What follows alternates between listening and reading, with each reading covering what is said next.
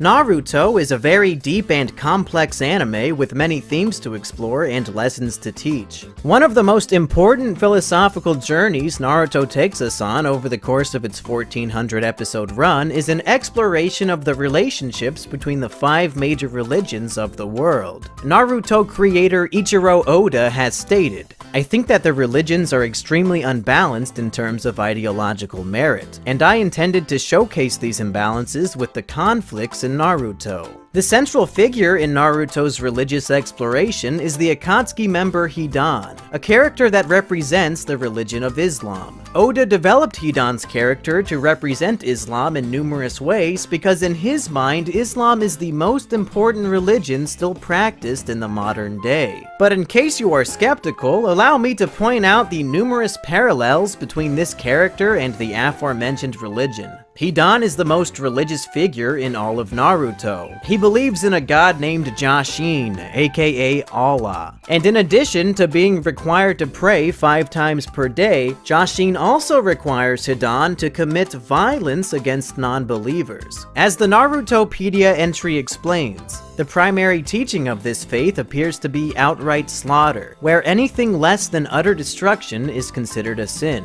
Hidan's character is immortal, which represents how jihad cannot be killed because its ideologies will continue to live on indefinitely. This brings us to Hidan's fighting style. By ingesting the blood of his enemies, Hidan is able to wound himself and mirror his pain upon his opponent. And because he is immortal, he will never die from his injuries. This is identical to how suicide bombers destroy their own bodies in order to defeat their enemies. This technique of destroying oneself in order to hurt others is crucial to Hidan's fighting style. Now that we understand Hidan's role as Islam within Naruto, we can explore how Oda relates Islam to the other major religions of the world. The first fight Hidan has in Naruto is against a Buddhist temple. The head Buddhist monk prays to his Buddhist god to fight Hidan, and this god uses the Buddhist principles of peace and spiritualism to beat Hidan into submission. However, these principles aren't enough to defeat Hidan because he is immortal, and he quickly destroys the Buddhist monk and the entire Buddhist temple. Here Oda is proving that Islam will always defeat Buddhism because violence defeats peace every time. The next character Hidan fights is Asuma, who represents Christianity because he is always smoking. Asuma puts up a good fight against Hidan, and he ultimately beheads Hidan towards the end of the fight. Oda included this scene to prove that if push comes to shove, Christianity isn't afraid to steal tricks from its opponents. However, being an expert in beheadings, Hidan isn't killed by this attack, and he then kills Asuma, proving that in the end, Islam will defeat Christianity as well. Finally, Hidan goes up against Shikamaru, a character who represents atheism because of his vast intellect. Shikamaru uses his intelligence to trick Hidan on multiple occasions, and although Hidan is immortal, Shikamaru defeats him by burying him under a pile of rubble where he is to remain for eternity. Here Oda wanted to prove that while Islam might be immortal within human society, its power can be easily suppressed by the superior intellect of atheism. There are many deep philosophical lessons that this anime teaches, and this is just one of them. Be sure to tune in next week where I explore what Kisame teaches us about transgenderism.